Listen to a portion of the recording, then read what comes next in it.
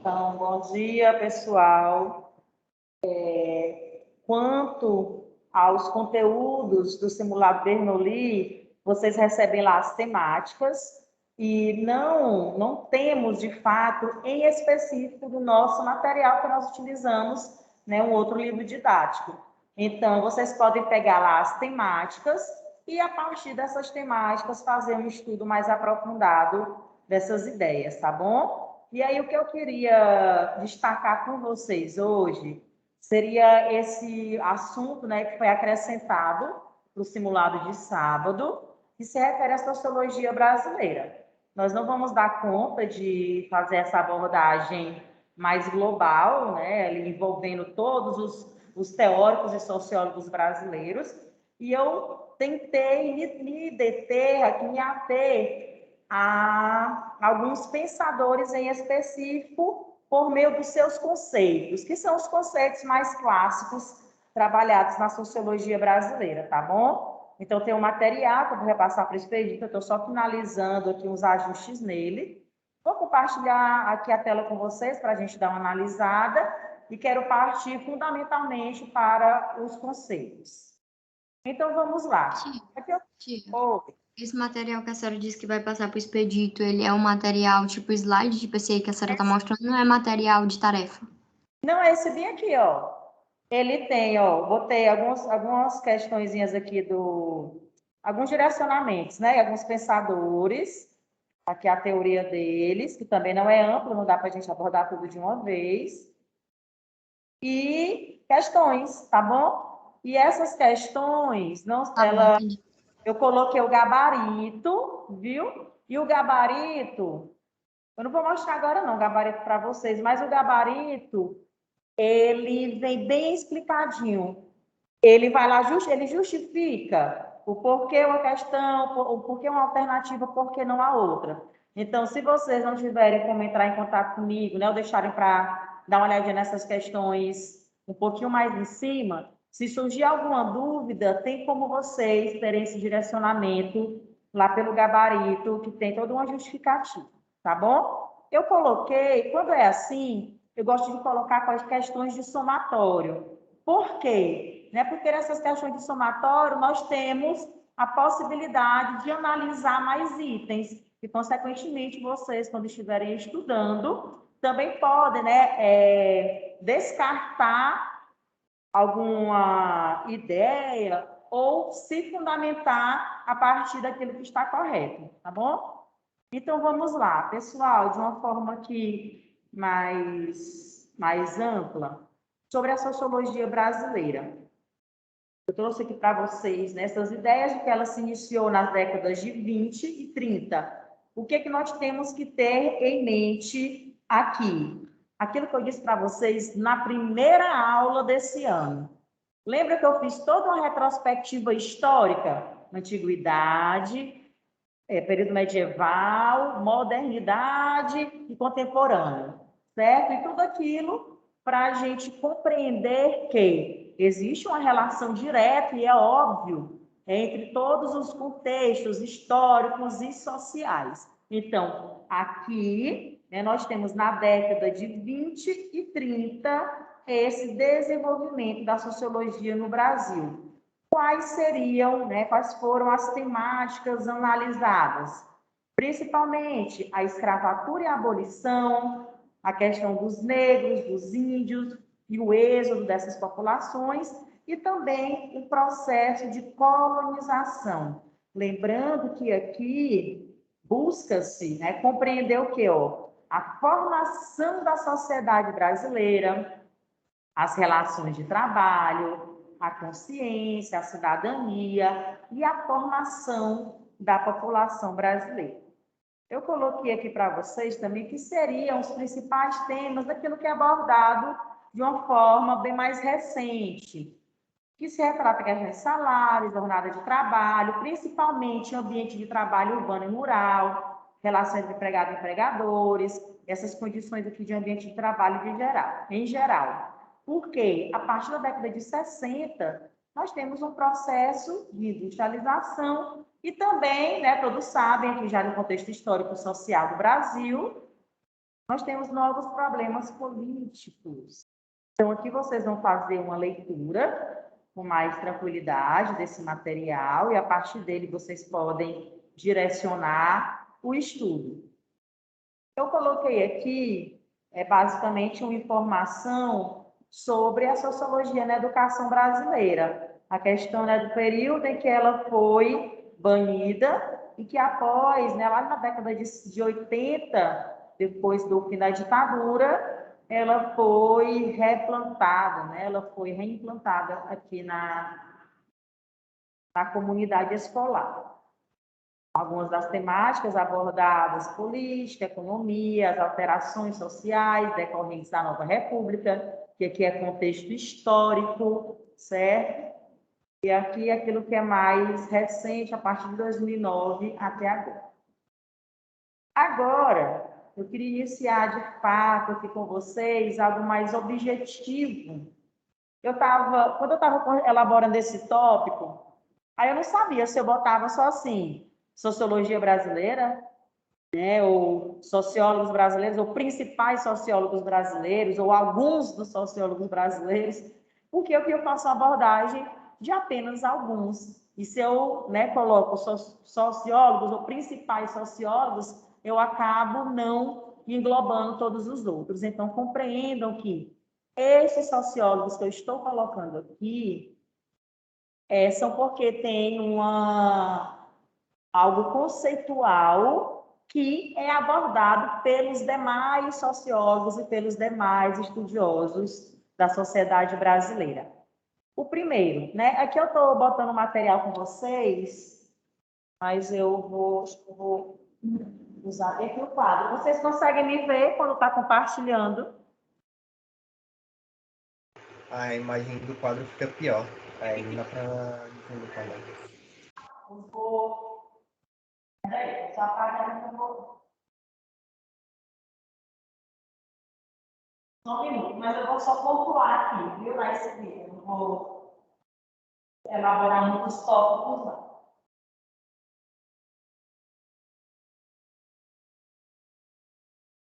Então, o nível de vocês está bom, né? Vocês estão me ouvindo? Dá para me ouvir bem daí? Tá? Com é que mais dá para ouvir. Tá, né? Espera aí, então. Aqui eu coloquei, né, o que seria algumas considerações da teoria do Gilberto Freire, como um dos primeiros representantes que eu coloquei, porque é o primeiro conceito dele que eu quero destacar. Aqui seria a obra Casa Grande Senzala, que toda vez que falar em Gilberto Freire, provavelmente, muito provavelmente, vai ter alguma referência a essa obra, porque a sua teoria ela acaba se debruçando sobre isso. Eu vou deixar aqui nessa referência e vim aqui também. Certo, viu? Pessoal, qual é o conceito que eu quero, que eu espero que vocês memorizem e compreendam?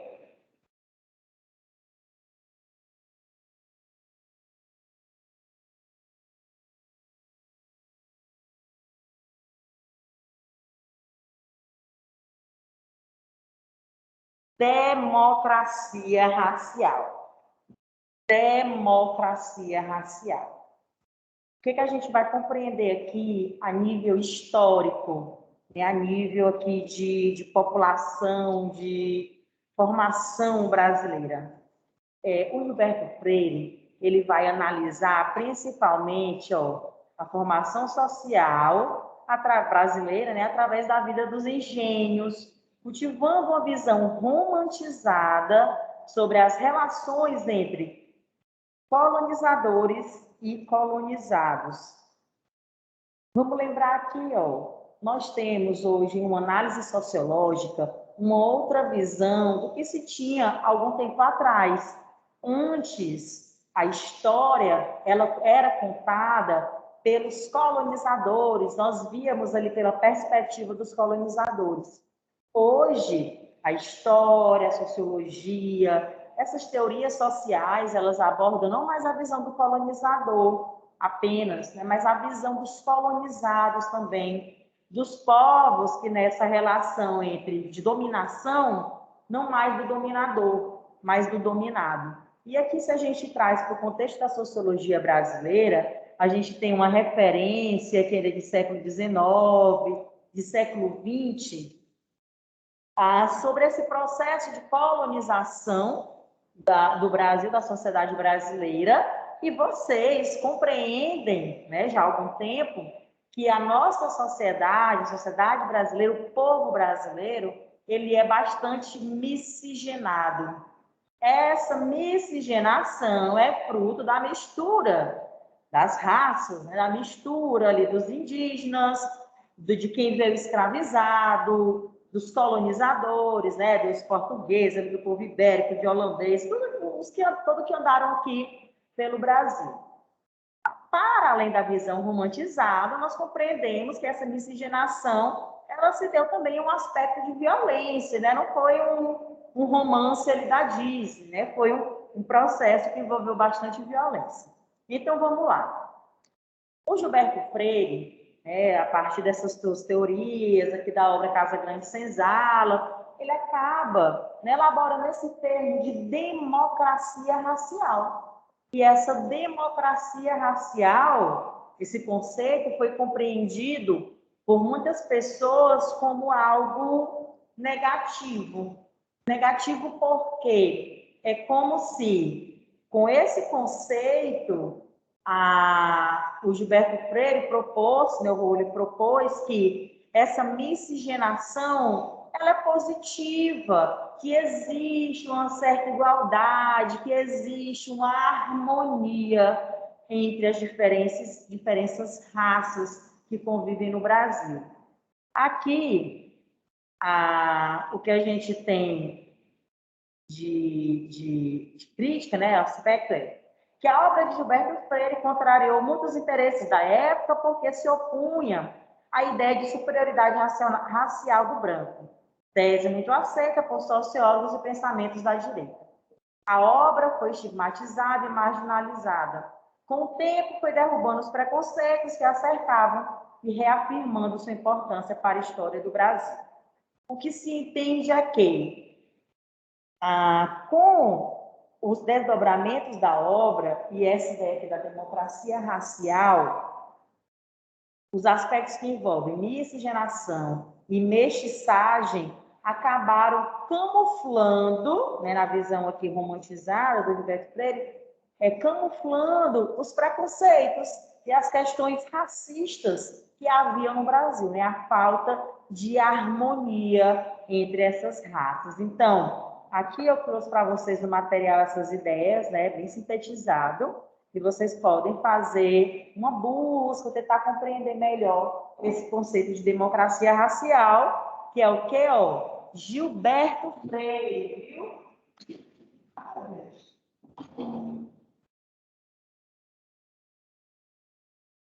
Gilberto Freire. Aí, olha só como está tudo relacionado. Tem alguém falando comigo?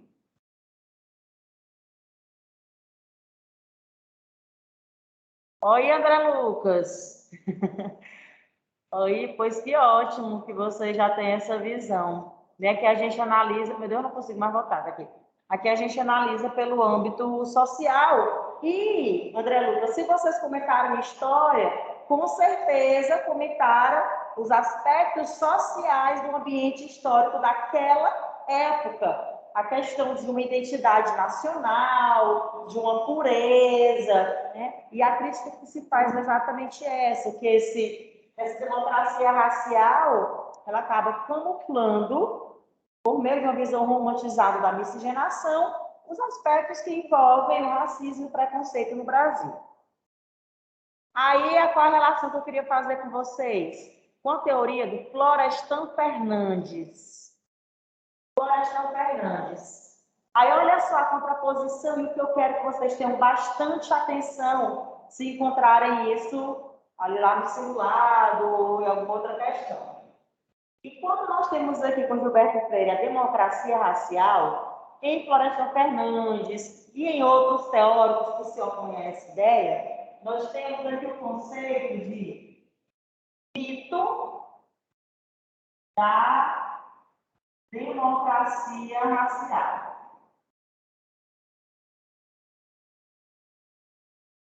Vou colocar aqui a referência em Florestan Fernandes, mas não fica restrito só a ele, tá? Florestan Fernandes é aquele que vai ter um aspecto mais crítico, né, na sua teoria sobre esse estudo aqui das relações étnico-raciais. Pessoal, então, deixa eu voltar aqui com vocês. Se esse democracia racial, né, esse mito da democracia racial provavelmente é o quê? Uma crítica, não é? Provavelmente, e é uma crítica a esse aspecto. Por que eu trouxe a referência do Florestan Fernandes aqui para vocês? Porque o Florestan Fernandes vai ser considerado um dos teóricos, sociólogos mais críticos sobre o processo de desenvolvimento da sociedade brasileira no que diz respeito a essas questões étnico-raciais e a miscigenação. Se a gente tem, né, traz um olhar aqui mais amplo para essas ideias, há uma análise, né, uma investigação da origem das desigualdades sociais. Então, é inegável, se a gente olha as estatísticas, que a maioria da população carcerária no Brasil é negra, né? As pessoas que vivem em condições, no caso da periferia, é negra, que tem os ataques ali, sei lá, em questões sociais, né? Aquilo que é negativo, alvos, né? A população negra. E o Florestan Fernandes, ele acaba investigando todos esses aspectos. E a gente chega, né, e ele chega, assim como outros pensadores, e apareceu, André Lucas, né, a compreensão de que essas desigualdades sociais, pessoal, elas não se formularam agora. Né? Esse preconceito, principalmente com o negro, ele não é de agora. Tudo isso faz parte de um processo de formação social que acontece desde quando, sabe? Ali, para além do período de escravatura, vem logo após a abolição da escravatura. Porque quando a abolição da escravatura, a princesa Isabel estava lá, né? Assinou lá a Lei Áurea e tudo mais. E aí, o que aconteceu? Todos os negros ficaram livres e seguiram a sua vida, né? Não. Praticamente não mudou nada. Não houve uma mudança social e, principalmente, não houve uma inclusão social do negro na sociedade, né? De uma outra forma. Muitos, quem sabe a maioria, né? Quase todos, permaneceram da mesma forma. Né? Não houve uma mudança, por quê? Não houve uma mudança na estrutura social. Então, tanto Florestan Fernandes quanto outros pensadores da sociologia brasileira vão dizer, olha, essa democracia racial, ela não existe uma harmonia de raças aqui no Brasil. Muito pelo contrário, o que existe, qual, Júlia? Júlia? O mito da democracia racial eu coloquei aqui como Florestan Fernandes. Viu? Florestan Fernandes. Professora, Oi. e esse da democracia racial do Gilberto Freire, ele diz que existe essa democracia ou que está em busca de uma construção dessa democracia? Olha, o que é analisado sociologicamente, né, o que é criticado acerca disso, é que não volta-se tanto para essa questão de uma construção de que já está construído, mas principalmente, né, no aspecto crítico, seria de uma romantização da miscigenação. E a partir do momento que eu romantizo uma harmonia entre raças, eu estou camuflando ali a realidade, né? A realidade que é o quê? Que não existe uma harmonia, que existe um preconceito, que existe o racismo latente. A crítica é essa. Tem uma questão, inclusive, aí, nesse material que eu vou disponibilizar para vocês, que faz essa abordagem. Aí vocês podem olhar com mais calma, Se dá tempo, a gente eu posso até procurar e a gente comentar sobre ela, tá bom? Eu estou gravando essa aula porque o simulado que vocês vão fazer sábado de manhã, é isso? Né? E tem algumas turmas que eu tenho aula somente sábado, né? Eu não sei exatamente ainda qual vai ser o horário, mas se não der tempo, eu trabalhar lá com os meninos, então eles vêm aqui assistir essa aula. Aí é o seguinte, pessoal, né? Um outro pensador, um outro sociólogo, referência, que eu trago, vou voltar bem aqui para compartilhar, que eu trouxe para vocês. Cadê? Está aqui. Aqui eu coloquei algumas coisinhas sobre alguns pensamentos de Florestan Fernandes, as principais ideias, né? Está aqui tudo direitinho.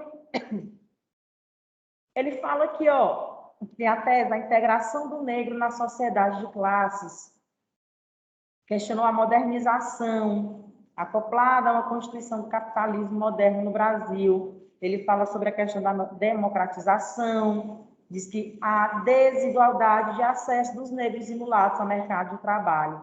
Então, toda essa análise ela é feita lá ainda, naquele processo ali de abolição da escravatura.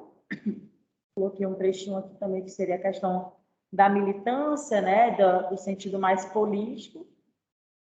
E queria fazer um comentário aqui com vocês sobre Darcy Ribeiro. Darcy Ribeiro, eu não vou trazer um conceito em específico, mas quanto à sua teoria, ela é bastante importante, porque o Darcy Ribeiro, ele foi, para além de sociólogo, né, antropólogo. Nós temos seria a mesma categoria, mas enquanto antropólogo, o Darcy Ribeiro, ele vai se dedicar, ele tem muito da carreira política, eu fiz questão de colocar aqui para vocês. Mas fora dessa questão política, ele vai se dedicar bastante à questão da formação do Brasil. Formação do Brasil. E o que seria, né, principalmente nessa obra aqui, O Povo Brasileiro? Trata-se, né, de uma obra que se dedica a estudar diferentes culturas, mas que entende que, apesar da grande diversidade aqui no Brasil, nós temos uma unidade nacional cultural, que se baseia exatamente nessa diversidade. Vocês estão vendo que todos esses autores que nós estamos abordando aqui trazem algo relacionado à Constituição da sociedade brasileira. E essa Constituição da sociedade brasileira vem marcada por essa diversidade, pelo processo de miscigenação, pela própria mestiçagem, e há uma busca, né, de compreender essa formação no Florestan Fernandes, a origem das desigualdades, e aqui no Darcy Ribeiro, uma compreensão da formação dessa unidade nacional, que é fundamentada principalmente na diversidade. Não sei se alguém falou comigo aqui. Ah, não, está piscando. Certo. Aí, ó, o que é que vocês vão, né, se estiverem estudando, procurar investigar aqui no Darcy Ribeiro? Deixa eu ver se eu acho. É essa aqui.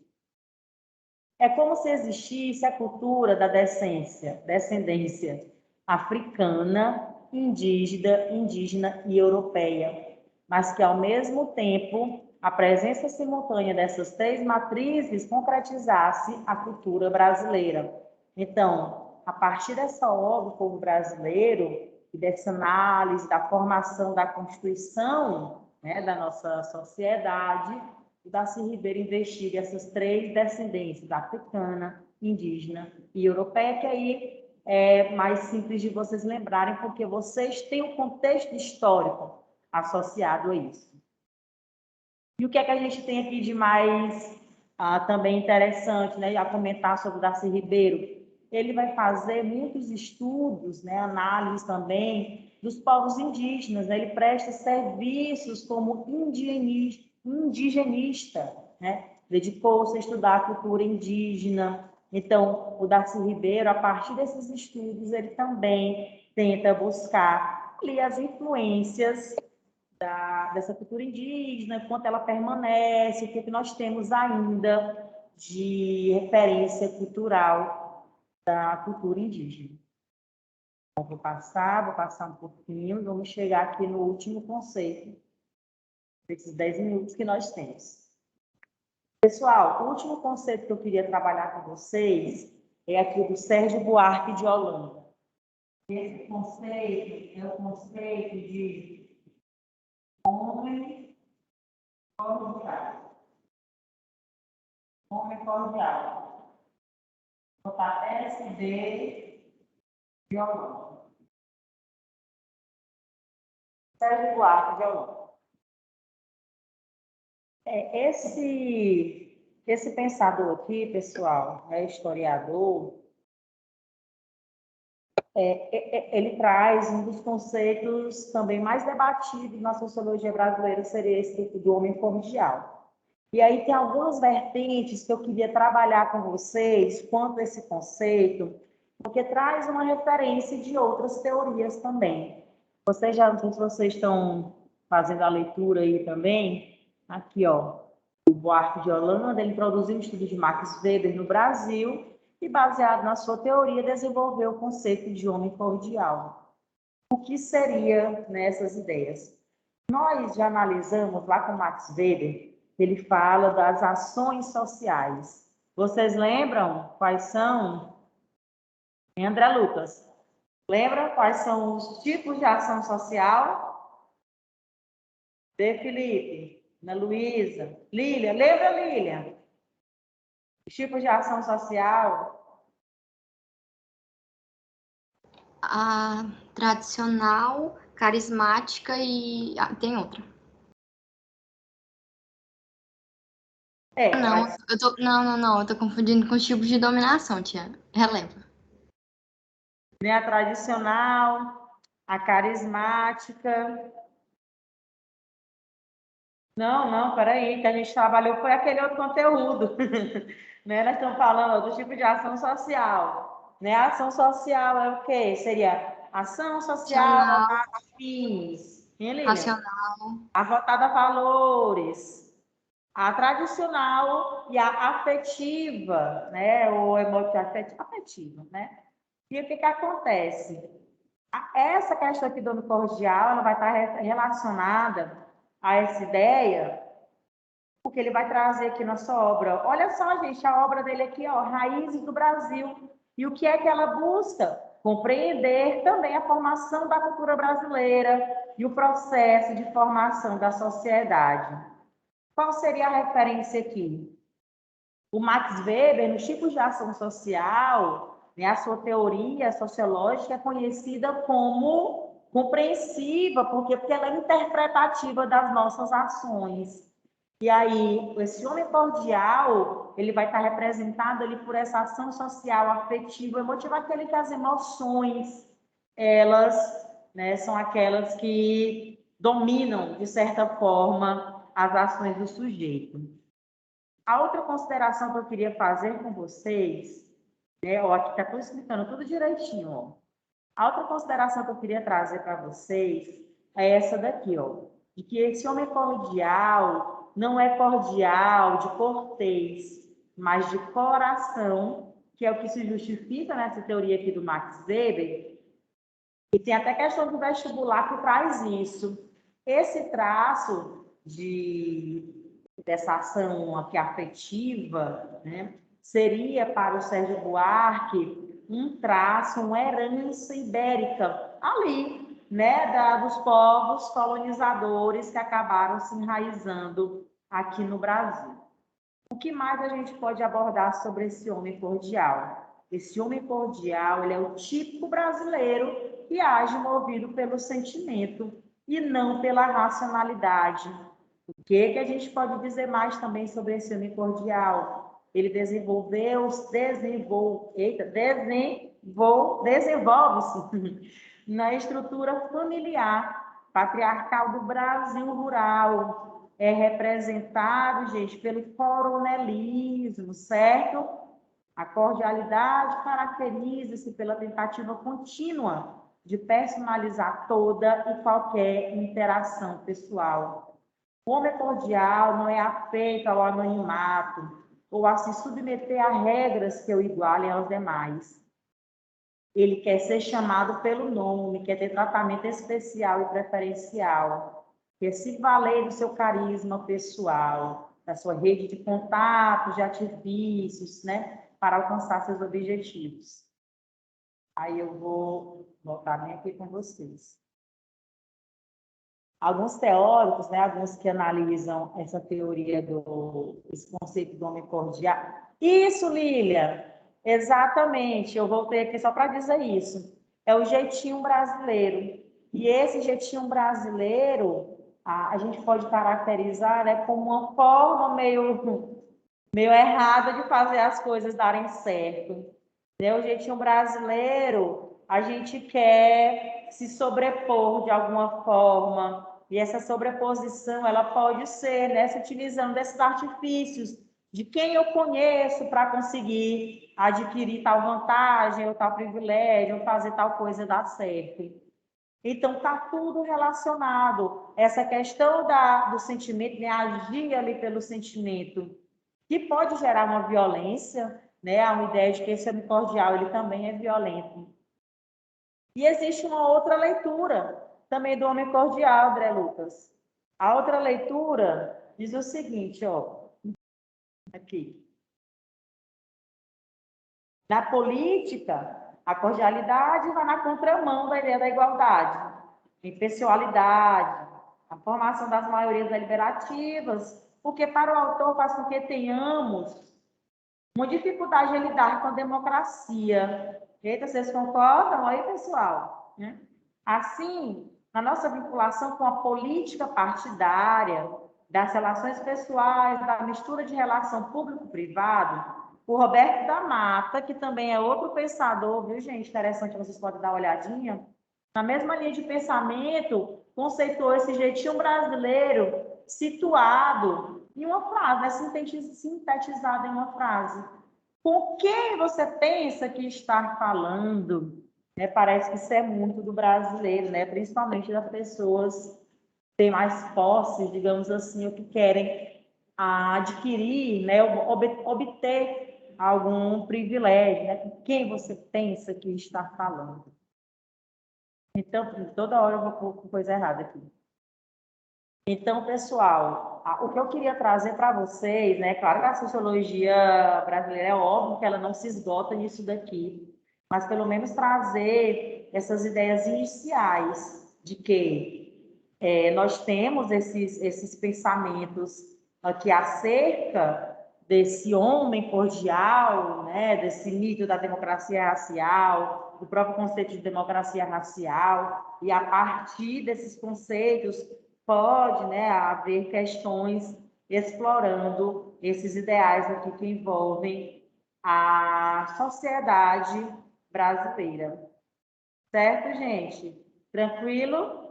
Tá tudo bem, né? Então, lembrando aqui para vocês, deixando bem claro, eu também não tenho acesso a conteúdo em específico, né? Eu também tenho acesso às temáticas gerais, tá bom? Sociologia brasileira, ela não se esgota aqui. Eu vou colocar esse material para vocês, mas vocês não vão ler esse material e dizer, a sociologia brasileira que a professora botou foi isso aqui. Não é isso. Não é não, André Lucas? Está de prova, não é? Maria Isis, Juliana, não é, gente? Então, eu estou colocando aqui o que eu acredito e o que outros estudiosos acreditam que são conceitos fundamentais da sociologia brasileira. Democracia racial, o mito da democracia racial. Tira com a mãozinha aí, André Lucas. E esqueci o outro. E o homem cordial, viu? E o homem cordial, tá bom?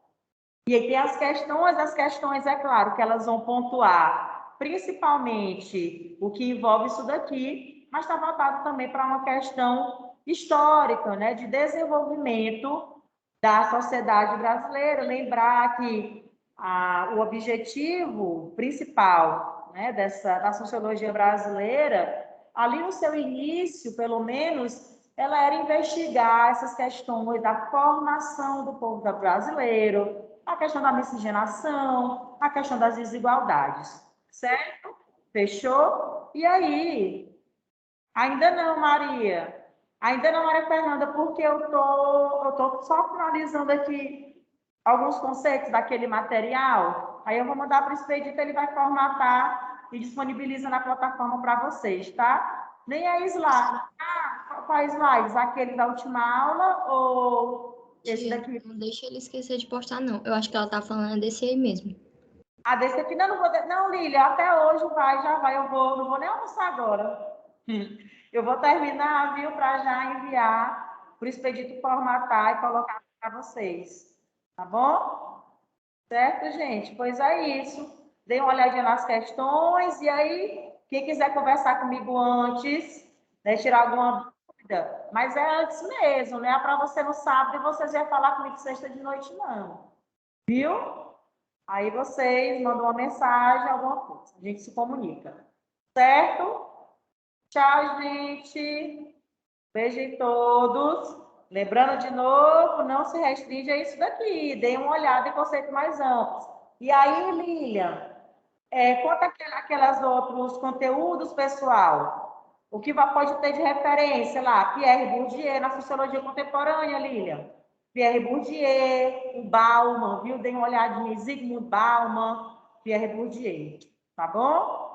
Pois até a próxima, gente. Beijo, beijo, beijo. Tchau. Até a próxima, professora. Tem que almoçar. Tchau, gente. Beijo. Tchau, Sérgio.